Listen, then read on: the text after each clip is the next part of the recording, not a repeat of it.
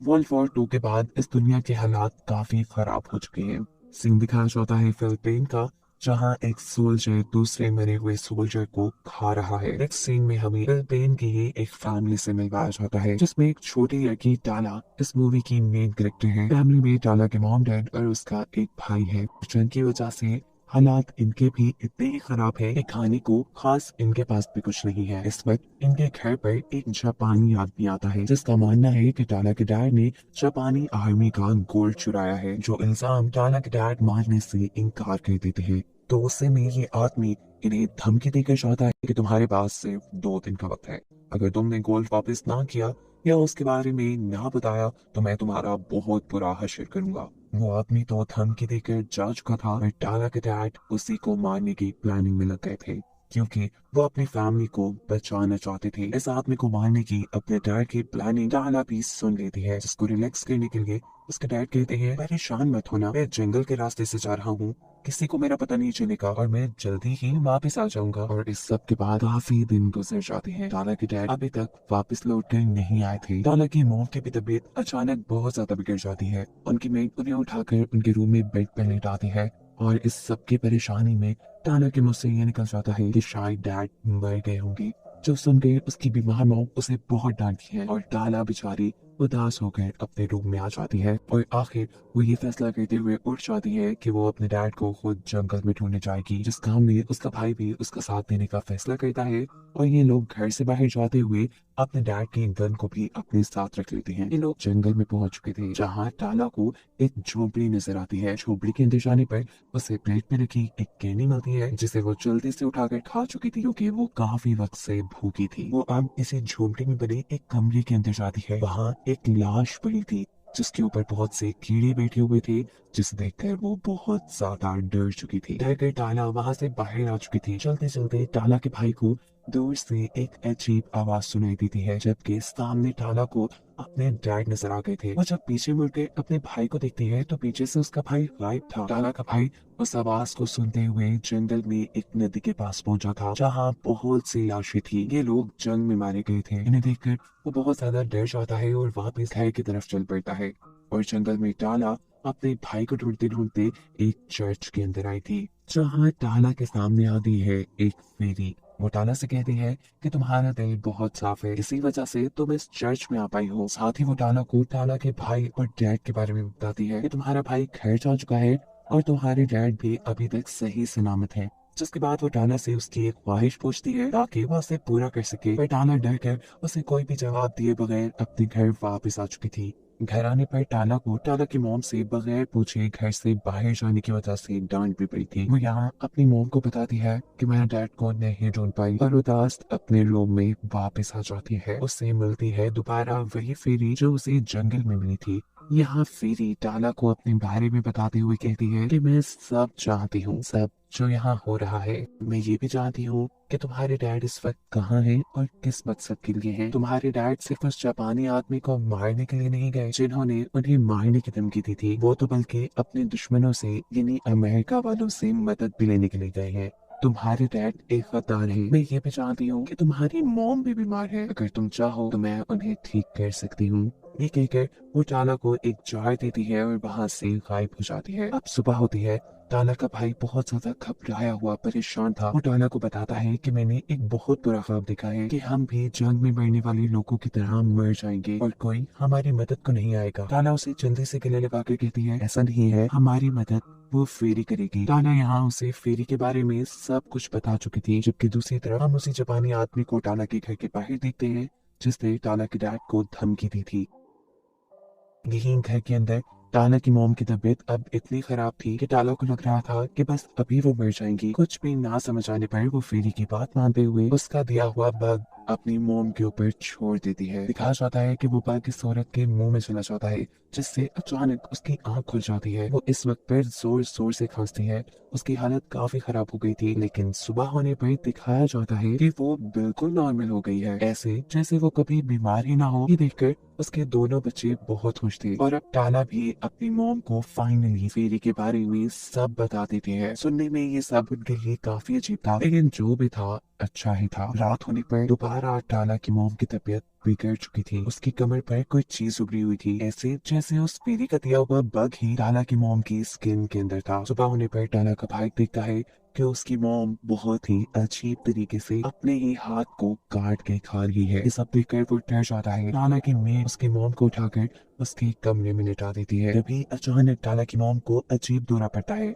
उसकी हालत बिगड़ गई थी। उसकी बॉडी की सारी वेन्स रेड होकर बाहर की तरफ उभर आई थी। साथ ही उसकी जुबान भी अजीब जानवर की तरह बनकर लंबी होकर बाहर की तरफ निकल आती है। उसकी हालत ऐसी थी कि किसी ने उसे पोसेस कर लिया था, उसे अपने काबू में कर लिया था। ये देखकर उसकी मेट में डर जाती है। फौरन ही उसके रूम से बाहर जाकर उसके रूम को लॉक करके चाबी बाइबल के अंदर रख देती है। सीन कट होकर दिखाया जाता है कि टाला एक बहुत बड़ी सी बास्केट लेकर जंगल में आई है उसी फेरी के पास। वो उससे जब खाने के लिए कुछ चीजें मांगती है तो फेरी सामने खाने का एक बहुत बड़ा टेबल सजा देती है और टाला से कहती है कि तुम जितना लेना चाहो इसमें से ले सकती हो। इतने दिन बाद खाना देखकर टाला भी खाने पे टूट पड़ी थी। वो बहुत सारा खाना अपनी बास्केट में डालकर जैसे ही घर आती है तो उसका भाई गुस्से में उसे बताता है कि मॉम की हालत बहुत खराब हो गई है, वो बहुत अजीबोगरीब हरकतें कर रही हैं और ये सब सिर्फ तुम्हारी वजह से हुआ है, तुम्हारी उस फेरी की वजह से हो रहा है। गुस्से में टाला उसे एक थप्पड़ मारती है, पर थोड़ी ही देर में उसे एहसास हो चुका था कि उसका भाई बिल्कुल ठीक कह रहा है। रात में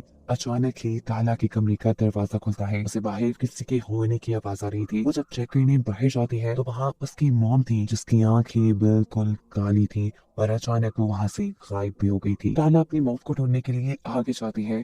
उसे अब अपने घर से बाहर अपने डॉग के चिल्लाने की आवाज आ रही थी। टाला जल्दी से बाहर जाकर देखती है तो वहाँ उसकी मॉम उसी के डॉग को खा रही है। इन्हें देखकर टाला समझ चुकी थी कि उसकी मॉम इंसान नहीं रही बल्कि वो जानवर और इंसानों को खाने वाली एक डीमन बन चुकी है। डर कर टाला अपने घर का दरवाजा बंद कर देती है। सारा शोर सुनकर टाला का भाई और उसकी मेट भी यहाँ आ चुके थे।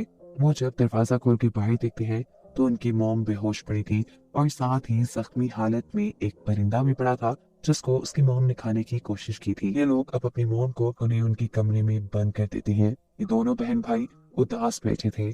टाला का भाई रो रहा था और टाला उसे कहती है तुम रो नहीं, मैं सब ठीक कर दूंगी। जबकि इनके घर के बाहर हमें वही फेरी दिख रही है जो टाला के मॉम के शिकार किए हुए परिंदे को खा रही थी और इससे हमें मालूम हुआ कि वो भी एक डिमोनिक फेरी है, यानी एक शैतानी फेरी। वो फेरी अब घर के अंदर आ जाती है और यहाँ टाला उससे कहती है कि तुम बहुत बुरी हो, तुम्हारी वजह से ये सब हो रहा है, मैं जानती हूँ। जिस पर वो फेरी कहती है मेरी वजह से कैसे, ये फैसला तो तुम्हारा ही था, मैंने तुम्हारी मॉम को ठीक कर दिया, लेकिन किसी भी ख्वाहिश को पूरा करने के पीछे एक कुर्बानी तो देनी ही पड़ती है और इस कुर्बानी के बदले मैंने तुम्हारी मॉम को एक डीमन यानी शैतान बना दिया। अब वो हमेशा जिंदा तो रहेंगी लेकिन एक शैतान बनकर। ये सब चीजें टाला को पागल कर रही थी। वो फेरी के ऊपर चिल्लाती है और फेरी यहाँ से गायब हो जाती है। सीन कट होकर दिखाया जाता है कि टाला जब बेसमेंट में जाती है तो वहाँ उसकी मेट और वो जापानी आदमी पहले से ही मौजूद था।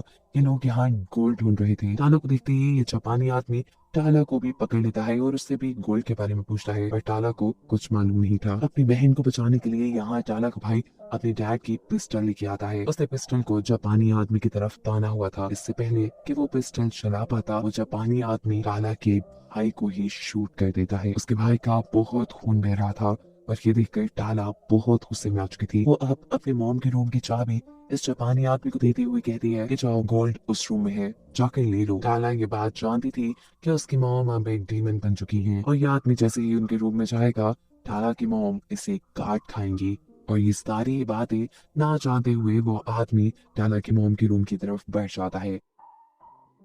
इस आदमी के यहाँ से जाते ही टाला की मेड टाला को बताती है कि तुम्हारे डैड कोई अच्छे इंसान नहीं थे, वो एक गद्दार थे। वो हमारे दुश्मनों के साथ यानी अमेरिका के साथ मिले हुए थे और उन्हीं की वजह से यहाँ बेचारे बहुत से बेकसूर लोगों की जान चली गई। ये सुनकर टाला कुछ नहीं बोलती। वो मेड यहाँ से चली जाती है और अब टाला अपने भाई के हाथ से अपने डैड की पिस्टल लेके उनके पीछे पीछे जाने लगती है। अभी वो रास्ते में ही थी कि उसे उस जापानी आदमी के चीखने की आवाजें आने लगी थी। वो कमरे से दूर खड़ी होकर शूट करती है और गोली जापानी आदमी को लगने के बजाय मेड को लग जाती है, जिसे देखकर टाला काफी दुखी भी होती है क्योंकि वो मेड से काफी अटैच थी। है अब वो अंदर कमरे में जाती है।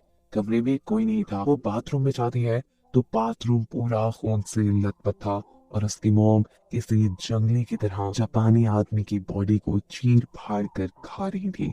अपनी मॉम की ये हालत देखकर टाला बहुत ही ज्यादा डर चुकी थी, इसीलिए वो अब अपने भाई को उठाकर उसे बचाने के लिए वहां से भागते हुए बाहर आ जाती है। वो उसे मदद के लिए कहीं ले जाना चाहती थी, लेकिन बहुत सारा खून बहने की वजह से टाला का भाई भी मर चुका था। टाला दुख में अब भागकर दोबारा जंगल में बनी उसी चर्च में आती है जहाँ उसे पहली मर्तबा फेरी मिली थी। वो फेरी से कहती है कि बस बहुत हो गया, अब ये सब खत्म कर दो। उसकी बात सुनकर फेरी उसे एक गोल्डन मैंगो खाने को देती है। टाला के इनकार करने पर फेरी जोर से चिल्लाती है और यहाँ हम पहली मर्तबा फेरी का असल बूढ़ा और अजीब चेहरा देख पाते हैं। वो इससे डर कर भाग कर अपने घर वापस आती है तो उसे घर के बाहर अपने भाई की लाश भी नहीं मिली। वहाँ सिर्फ उसके भाई का कटा सर रखा था और जगह ही जगह खून फैला था। वो समझ चुकी थी कि ये काम भी उसकी मॉम का है। अब टाला की मॉम की नजर टाला के ऊपर भी पड़ जाती है। वो उसे खाने के लिए उसकी तरफ बढ़ती है, लेकिन टाला बहुत ज्यादा डर कर अपने आप को एक रूम में लॉक कर लेती है। बाहर से उसकी मॉम जोर जोर से दरवाजा पीट रही थी और डर कर चिल्लाते हुए गुस्से में टाला कहती है बस बहुत हो गया, अब ये सब बंद कर दे। उसके कहते ही अचानक हर जगह खामोशी हो जाती है और इस खामोशी का मतलब चेक करने के लिए टाला अब अपने कमरे का दरवाजा खोलती है। उसकी मॉम सामने गिरी हुई थी और उनकी कमर की स्किन के अंदर से वो बग निकल कर भी उड़ चुका था। जंगल भी दिखाया जाता है कि फेरी इन सारी चीजों से हंस रही है। यहाँ टाला की मॉम अपने दोनों बच्चों का नाम लेते हुए मर जाती है और इस सब के बाद दोबारा फेरी टाला के घर पर टाला के पास आती है और उसे गोल्डन मैंगो देते हुए कहती है कि अगर तुम इसे खा लोगी तो तुम्हारे सारे दुख, तुम्हारी सारी मुश्किलें खत्म हो जाएंगी। टाला को कुछ समझ नहीं आ रहा था। वो उससे वो मैंगो ले लेती है और फेरी वहां से गायब हो जाती है। जिसके बाद दिखाया जाता है कि टाला के डैड भी अपने साथी के साथ घर वापस आ चुके हैं। घर आने पर उन्हें अपनी वाइफ और बेटा मरे हुए मिले थे, जिस चीज ने उन्हें भी अंदर से खत्म कर दिया था। जिस वक्त वो जोर जोर से रो रहा था तभी उसका साथी उसकी खुफिया जगह से जापानी आर्मी का सारा गोल्ड बाहर निकाल लेता है और फिर एक गन निकालकर टाला के डैड के पास जाकर उन्हें शूट करके खत्म कर देता है। ये नहीं, टाला के डैड के अपने ही साथी ने उन्हें धोखा दे दिया था